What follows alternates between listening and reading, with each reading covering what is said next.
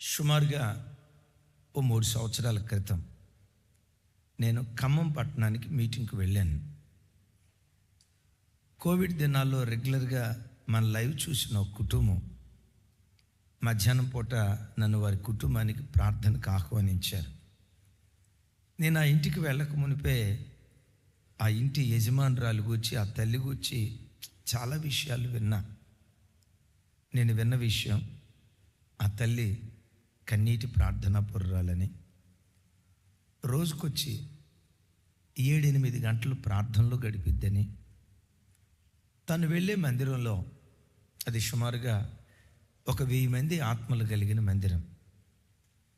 ఆ 1000 మంది ఆత్మలు కలిగిన మందిరంలో ఈ ఒక్క తల్లే తన కన్నీటి ప్రార్థన ద్వారా, తన సువార్త ద్వారా ఇంచుమించు 400 మందిని రక్షణలోకి నడిపించిందట.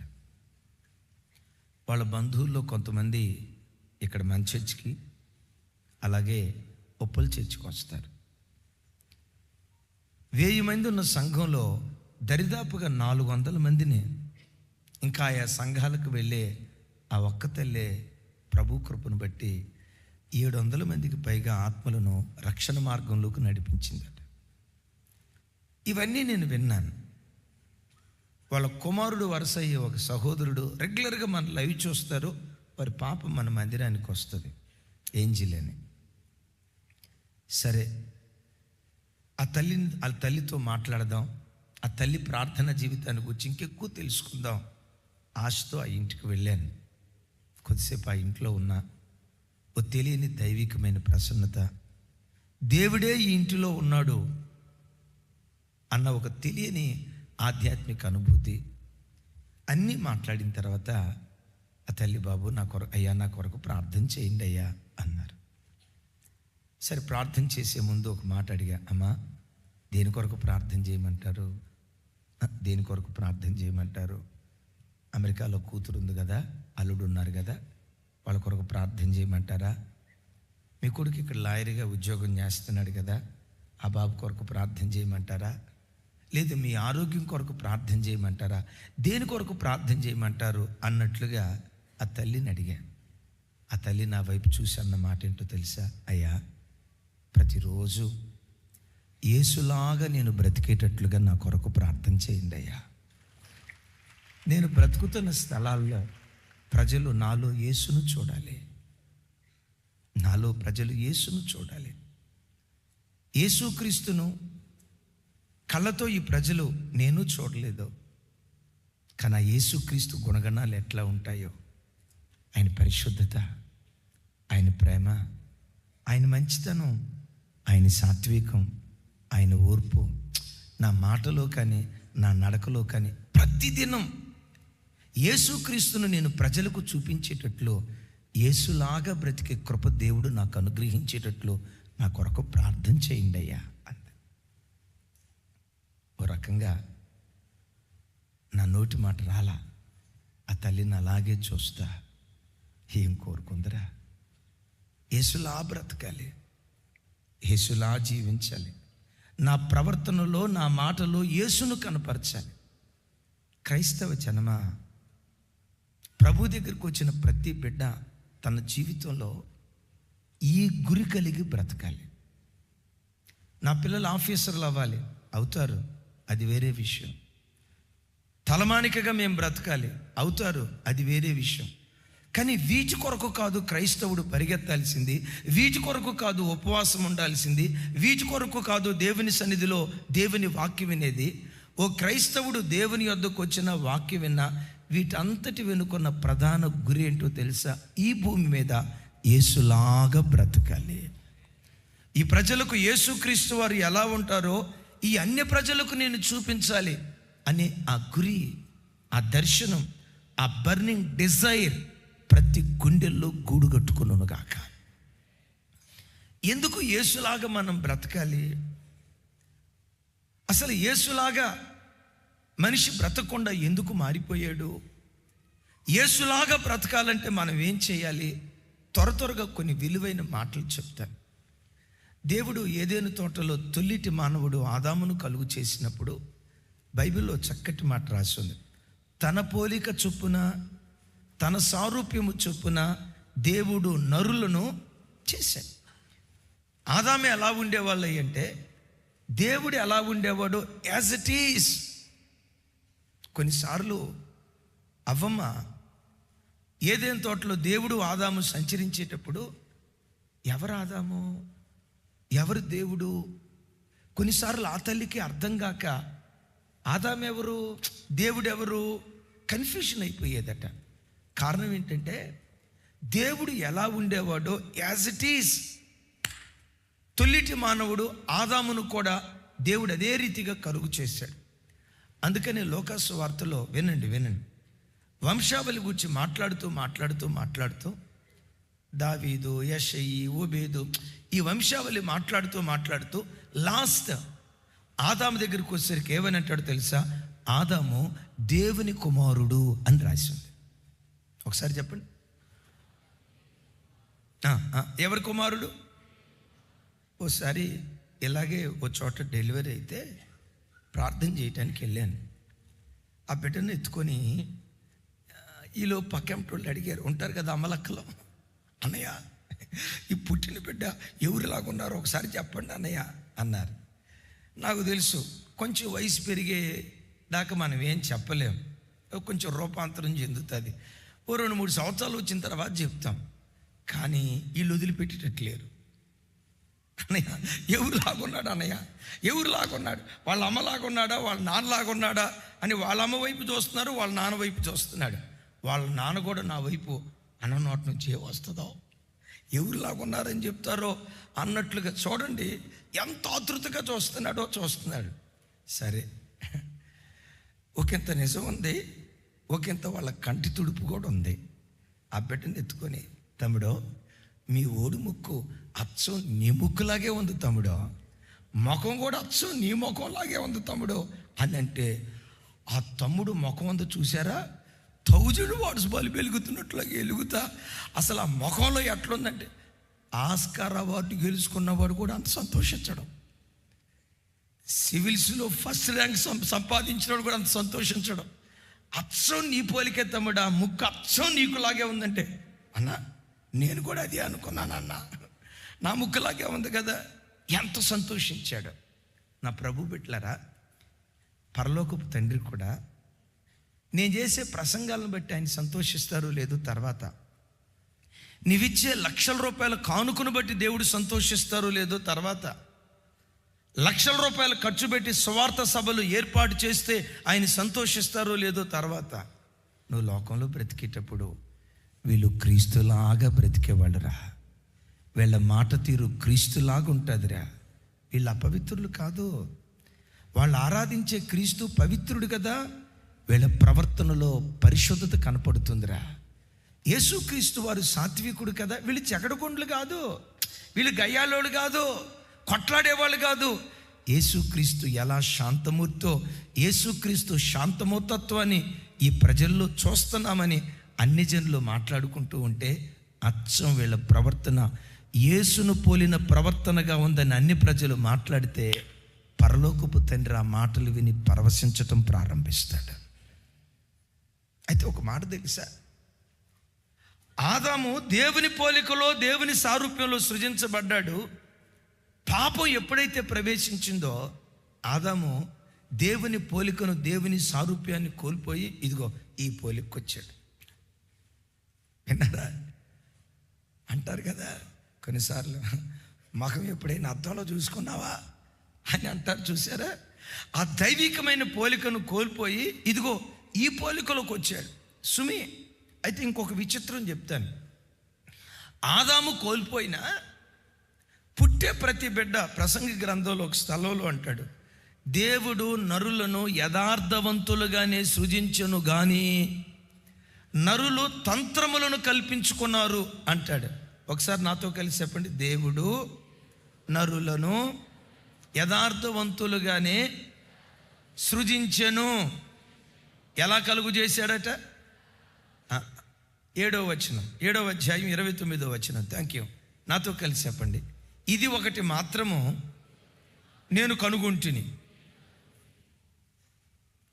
చాలా కనుగొన్నాడు, అప్పటికి 6 అధ్యాయాల సుదీర్ఘ చరిత్ర, నేనంట 7 అధ్యాయాల సుదీర్ఘ చరిత్ర. అది కనుగొన్నా ఇది కనుగొన్నానని చెప్పి ఈడకు వచ్చేమంటాడంటే, వీటికంటే ప్రాముఖ్యంగా ఒకటి నేను కనుగొన్నా. ఏం కనుగొన్నావయ్యా? దేవుడు నరులను యథార్థవంతులుగా పుట్టించెను కానీ వారు వివిధ తంత్రములను కల్పించుకొని ఉన్నారు. ఒకసారి నా వైపు చూసి చెప్పండి. పుట్టే ప్రతి బిడ్డను దేవుడు ఎలా పుట్టించాడు? సృష్టించే ప్రతి బిడ్డను దేవుడు ఎలా సృష్టించాడు? పుట్టే బిడ్డలు కానీ పుట్టబోయే బిడ్డలు కానీ ఆ పసిబిడ్డలు ఎలాంటి వాళ్ళు? ఒక మాటలో చెప్పాలంటే పసిబిడ్డలు దేవుడు ఎలాంటి వాడో పసిబిడ్డలు కూడా అలాంటి వాళ్ళు. అందుకనే ఎప్పుడు పెద్దలు ఒక మాట అంటారు కదా, పసిపిల్లలు దేవునితో సమానం. నిజమే. మన ఒడిలో ఉన్న మన చిన్నపిల్లలు, ఆ పసిబిడ్డలు ఉన్నారే, దేవుడు ఎంత నిష్కలంకుడో అంత నిష్కలంకులు వాళ్ళు. దేవుడు ఎంత పవిత్రుడో అంత పవిత్రులు వాళ్ళు. పెద్దలు అంటారు కదా, పసిపిల్లలు కల్లా కపటం లేనివారు. కల్లా కపటం వాళ్ళకి తెలియదు, ఎంత పవిత్రులో చెప్తా. ఇప్పుడు మీ చిన్నపిల్లలు ఉన్నారు, మీరు ఎవరికో అప్పు ఉన్నారు. ఆ అప్పు ఆయన పదే ఫోన్ చేస్తున్నాడు, మీరు రిసీవ్ చేసుకోవట్లా, అయినా చేస్తున్నారు. మీ అబ్బాయి చిన్నపిల్లోడు, అదే 2 సంవత్సరాల పిల్లోడికి ఇచ్చి, నేను లేనని చెప్పరా అక్కడుండి సైకి ఫోన్ ఇచ్చి, నేను లేనని చెప్పు అంటాడు. ఆడు కూడా ఫోన్ లిఫ్ట్ చేసి, హలో ఓలు వాళ్ళు అంటాడు. రే మీ డాడీ ఉన్నాడా అంటే ఏమంటాడు తెలుసా? మా డాడీ లేడంట. మీ డాడీ లేడంట అని ఎవరు చెప్పారా? మా డాడీయో చెప్పాడు. ఆ పసిబిడ్డకి అబద్ధం ఎలా ఆడాలి? దేవుని వంటివాడు అక్కడ దాకా ఎందుకు? మన చిన్నోడిని ఎవరో పక్కంటోళ్ళు కొట్టారని చెప్పి, ఆడికి దెబ్బ కొట్టారని చెప్పి, లేదు ఎక్కడో గాయమై రక్తం గారిందని చెప్పి, సాయంత్రం అయితే ఈ ఇంటోళ్ళు ఆ ఇంటోళ్ళు పెద్దోళ్ళు ఏం చేస్తారో తెలుసా? తలల పగలు కొట్టుకుంటారు. మా అబ్బాయిని మీ అబ్బాయి కొడతాడా?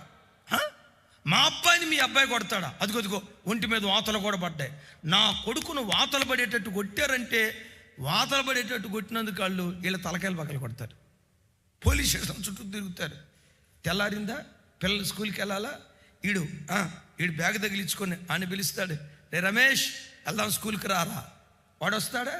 ఇద్దరు భుజమే చెయ్యేసుకొని ఎంత హ్యాపీగా, ఒరే రాత్రి కొట్లాట జరిగి పోలీస్ స్టేషన్కి వెళ్ళింది మీ వల్లనే. వాళ్ళకి ఏముండవు. అంత మంచి స్వభావం కలిగిన మనిషి ఎందుకు పాడైపోయాడు? ఎందుకో తెలుసా? పాపం ఎప్పుడైతే ప్రవేశించిందో, పాపము దేవుడు ఒక వ్యక్తికి ఇచ్చిన మంచి స్వభావాన్ని పూర్తిగా పాడు చేసేసింది. గతంలో ఎర్లీ మార్నింగ్ మెసేజ్లో చెప్పాను, ఒక తల్లి ముఖం, అందమైన ముఖం, చూడ చక్కని రూపం, అందమైన ముక్కు, చక్కటి కళ్ళు,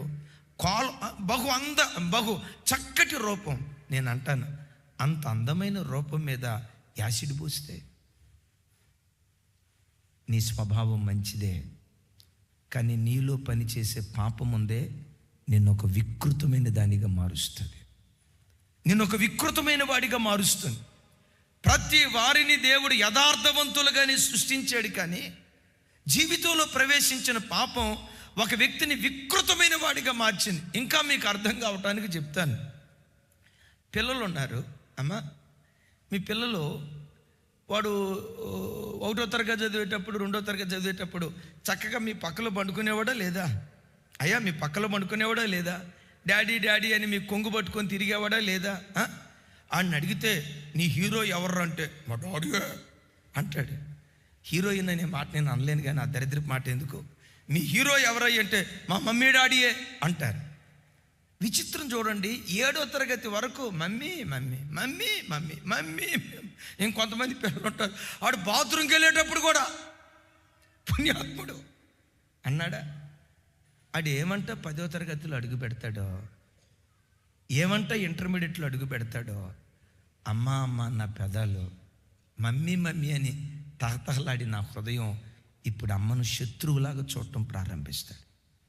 ఎందుకు వాడు శత్రువులాగా చూశాడు? అమ్మేమన్నా మారిందా? అమ్మ మారలా. నానేమన్నా మారాడా? నాన్న మారలా. అమ్మా నాన్నల ప్రేమలో ఏమైనా తేడా వచ్చిందా? చెప్పండి. నేను చూపించే కదమ్మా, చెప్పండి. ఎంత కూడా వాళ్ళ ప్రేమలో తేడా రాలేదు, వాళ్ళు మారలా. ఇప్పుడు మారింది ఎవరు?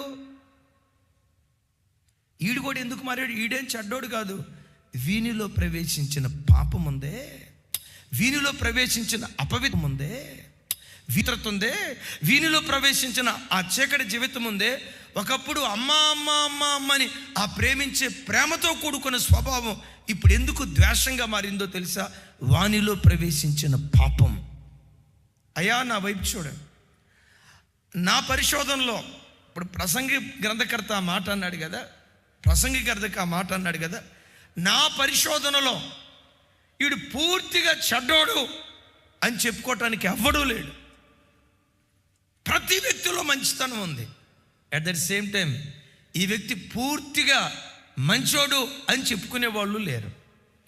సాతాను మనిషిలో పాపం ప్రవేశించి కోపిష్టోడులాగా, గయ్యాలి దానిలాగా, త్రాగుబోతులాగా, వ్యభిచారికుడిగా, తిరుగుబోతుగా, ఒక అక్రమస్తుడిగా, ఒక వికృత రూపం ఆ వ్యక్తిలో నుంచి ప్రవేశింపజేసింది. మనిషి దేవునికి దూరమైన నాట నుండి నా వైపు చూడండి, దేవుని ఆరాటం. ఈ బిడ్డలో మరలా నా రూపాన్ని చిక్కుకోవాలి, ఈ బిడ్డను మార్చుకోవాలి. నేను ఎట్టివాడినో నా బిడ్డలు అట్టివారై ఉండాలని ఆది నుండి ఏదేను తోటలో ఆదాము కాలం మొదలుకొని టిల్ డేట్ ఎప్పటి వరకు దేవుడు చేయని ప్రయత్నం అంటూ లేదు. మరి దేవుని ప్రయత్నం సఫలమైద్దా? 100% సఫలమైద్ది. సఫలం అవ్వాలంటే నంబర్ 1, మొట్టమొదట నువ్వు అవకాశం ఇవ్వాలి. వద్దు ప్రభా, నా స్వభావం మార్చుకోవాలి. నా గర్వాన్ని బట్టి అమ్మ ఏడుస్తుంది, నా దురలవాట్లను బట్టి తల్లి కన్నీళ్లు గారుస్తుంది, నా చెడు వ్యసనాలను బట్టి భార్య అల్లాడిపోతుంది, నా నోటి దురుస్తనాన్ని బట్టి ఇల్లంతా నరక కోపం అయిపోయింది. అసలు వీళ్ళని నేర్పించడం కాదయ్యా, నా కొరకు ప్రాణం పెట్టిన నిన్నేడ్పిస్తూ ఉన్నా, నా కొరకు సర్వాన్ని దారపోసిన నిన్నేడ్పిస్తూ ఉన్నా. వాటన్నిటికి మించి నన్ను పరలోక రాజ్య వారసునిగా చేయటానికి భూలోకానికి దిగొచ్చి సొగసైన స్వరూపమైన లేనివానిగా నాకు నీ సొగసునివ్వటానికి, నీ సారూప్యాన్ని ఇవ్వటానికి శిలువ మ్రాను మీద సర్వాన్ని కోల్పోయినా నిన్ను నేను ఏడ్పిస్తున్నా. వద్దు ప్రభా, నన్ను మార్చవా? మొదట దేవునికి నువ్వు అవకాశం ఇస్తే బండరాతిని కూడా అద్భుతమైన కళాఖండంగా మార్చుటకు దేవుడు శక్తి కలిగిన వాడు. వీడు మారడు, ఇది మారదు, వీడి బ్రతికింతే, వీడి తాగుడుతోనే చస్తాడు, వీడి పాపంతోనే చస్తాడు, ప్రపంచంలో వీడినెవ్వడు మార్చలేడు అని ప్రజలు తృణీకరించిన నువ్వు అవకాశం ఇవ్వాలే. కానీ అయితే సుమి ఒకటి, నువ్వు అవకాశం ఇస్తేనే దేవుడు నిన్ను మారుస్తాడు. బలవంతంగా వచ్చి నిన్ను పట్టుకొని రా నిన్ను మారుస్తా, కూర్చో బలవంతం చేయడు. అందుకనే విలియం హంట్ అనే ఓ గొప్ప భక్తిపరుడు యేసుక్రీస్తు వారు ద్వారం యొద్ద నిలవబడి తలుపు కొడుతున్న ఒక ఇమేజ్, ఒక అద్భుతమైన డ్రాయింగ్ గీశాడు. అద్భుతం. యేసుక్రీస్తు వారు చిన్న దీపాన్ని పట్టుకొని ఆ ద్వారబంధం దగ్గరికి వచ్చి తలుపు తడతా ఉన్న ఫోటో చిన్నతనంలో చూసేవాళ్ళం కదా. వాస్తవంగా అది యేసుక్రీస్తు ప్రభువారు కాదు. యేసుక్రీస్తు వారికి మనం ఏ పోలికను, ఏ రూపాన్ని ఆపాదించకూడదు. రూపాన్ని ఏర్పరిచి ఇది విగ్రహం కాదు స్వరూపం అని ప్రజలను మోసం చేసే మాయదారి మాటలు చెప్పకూడదు. అనండి ఒకసారి. నేను అన్న మాట తమ్ముడు అది కనపడింది, ఇంకొకటి కనపడి చూడు. ఏమన్నాను? కొంతమంది మన క్రైస్తవుల్లో కూడా అది విగ్రహం కాదండి స్వరూపం. మరి స్వరూపం అంటే ఏంటో, విగ్రహం ఏంటో ఇప్పటివరకు నాకు తెలియదు. నా ప్రభు అంటారు, ఆకాశము క్రింద భూమికి పైన ఏ రూపాన్ని మీరు చేసుకోకూడదు. నీవు ఆరాధించే దేవుడు 3 అడుగుల ప్రతిమలో బంధించబడితే బంధించబడే దేవుడు కాదు. 7 అడుగుల ప్రతిమలో బంధించబడితే బంధించబడే దేవుడు కాదు. 7 అడుగులు కాదు, 70 అడుగుల ప్రతిమ పెట్టి నీకు పెద్ద ప్రతిమ కట్టానయ్యని 70 అడుగుల ప్రతిమలో బంధిస్తే బంధించబడే దేవుడు కాదు. ఈ దేవుడు ఎవరో తెలుసా? భూమి ఆకాశాలు పట్టజాలని మహాదేవుడు. ఆకాశం ఆయన సింహాసనం, భూమి దేవుని పాదపీఠం. భూమి ఆకాశాలు పట్టజాలని మహాదేవుణ్ణి ఓ చిన్న ప్రతిమలో బంధిస్తానంటే ఇది యేసుక్రీస్తు వారి పోలిక, ఇది యేసుక్రీస్తు వారి రూపం. దానికి నువ్వు పూజ చేసిన, ఆరాధించిన దేవుడు అంగీకరించడు, అసహించుకుంటాడు.